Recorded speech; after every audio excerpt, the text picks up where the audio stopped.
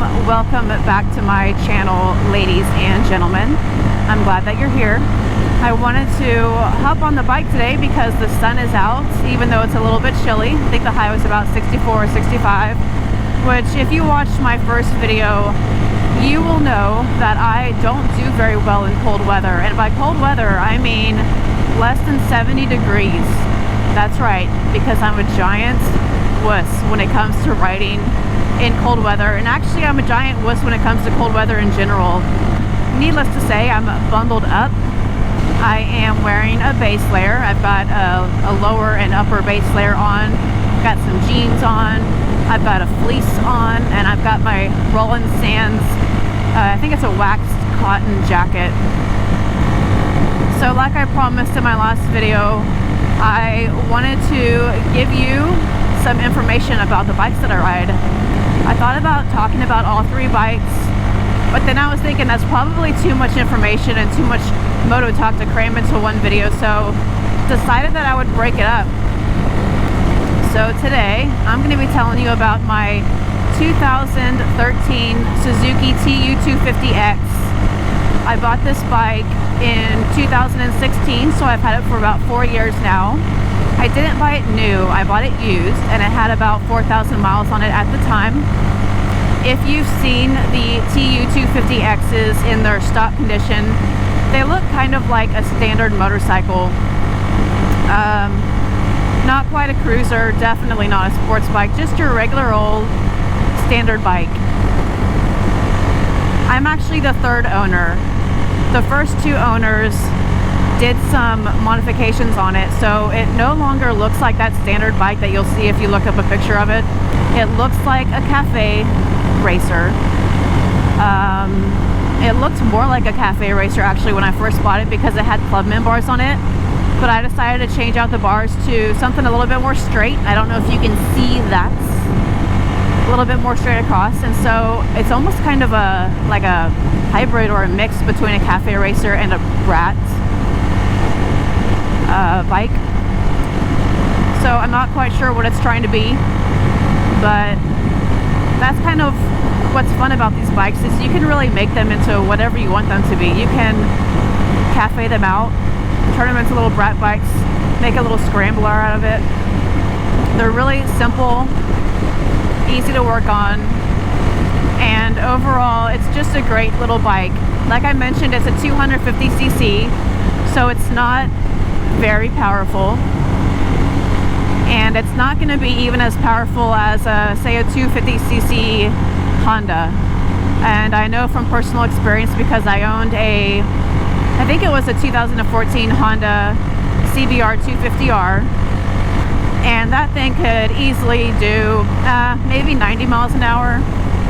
This little guy though, I don't know that it can go 90 miles an hour. I think maybe it can go 80 miles an hour if the conditions are right. I mean, maybe it could go faster, I don't know. I just probably haven't pushed it to see. I haven't tested it out, which might actually be something fun to do in the future. Maybe there's some kind of road out here. I can take it on a toll road or something. We have a toll road that has, I think the speed limit's probably 80 miles an hour. I can go test it out there.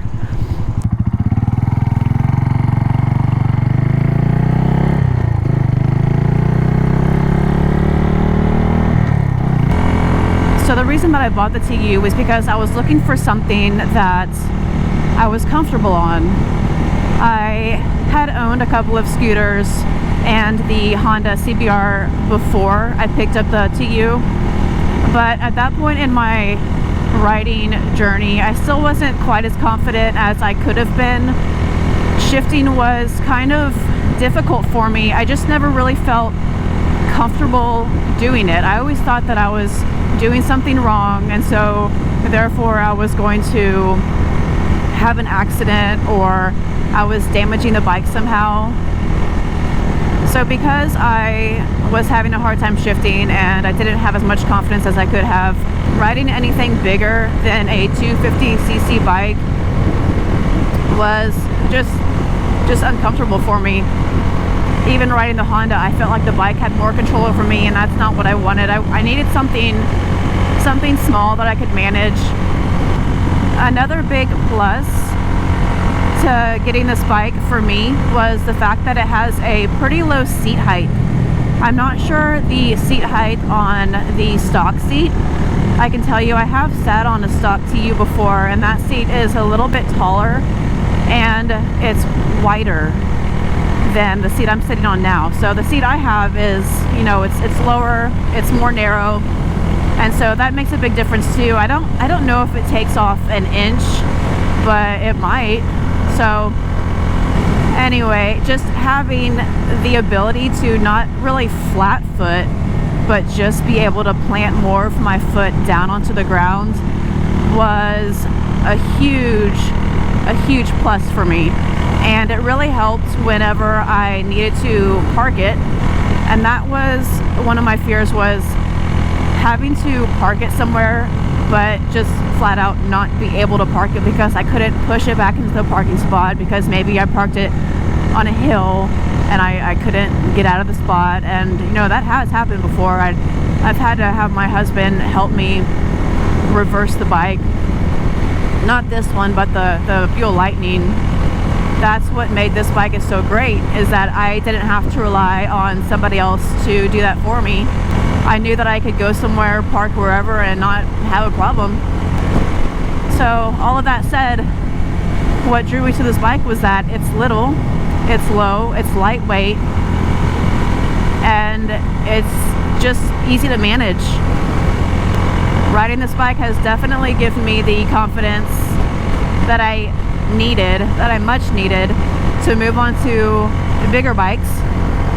But like I said before, this thing does not really have that much power at all, so don't expect to go anywhere fast on it. We actually upgraded the sprocket, which has given it a little bit more oomph, which is great, and if you have a TU, I would recommend doing it. Oh, this Corvette's in a hurry, dude.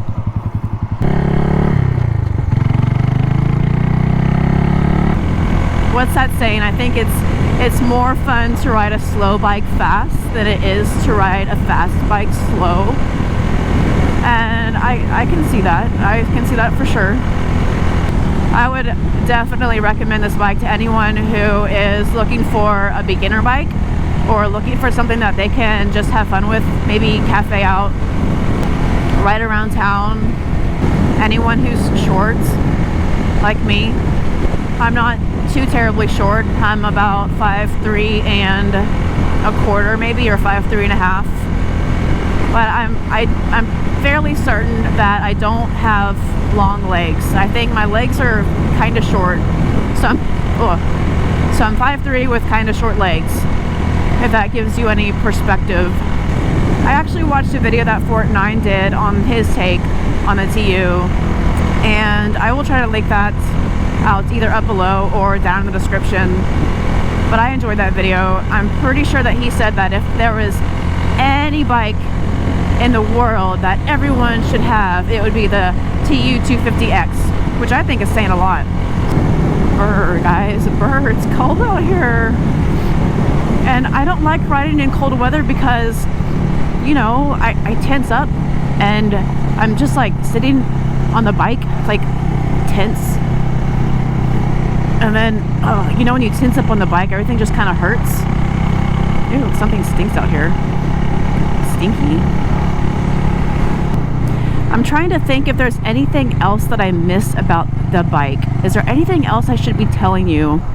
I mean, there's plenty of stuff that I want to tell you about this bike in the future, but for this video,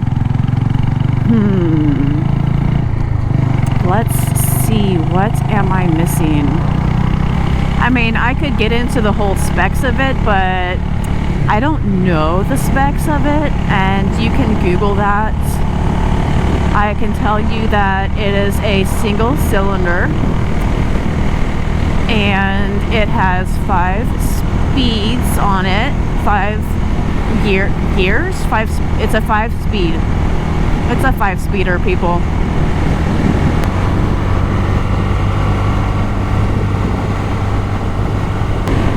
Okay, so I've done this in my last 2 videos. I kind of just ended the video abruptly because I was getting too close to my final destination, and I didn't give myself enough time to wrap it up properly, and so I was just like, okay, bye. So I'm gonna try not to do that this time. So I'm starting a reasonable amount of time in advance to say goodbye to you guys the right way.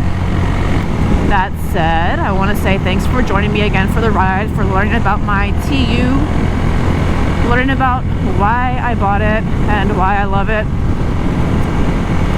And I would love for you to stick around, so hit that subscribe button and hit that little bell notification. Actually, do I have a bell notification? I don't know if that's only for people with like a certain number of subscribers. So hit the bell if you can, so that way you get notified of all of my new videos. If you cannot hit a bell because it's non-existent, then subscribe and like and all that jazz. It would make my day. Every time I see a new subscriber on my channel, I get super excited and I do a happy dance. It's true. Okay, so this Sonic sign says Sonic Tachos. Sonic Tachos, gotta love them. I don't know what a tacho is. I don't know if I want to go find out or not. Tachos.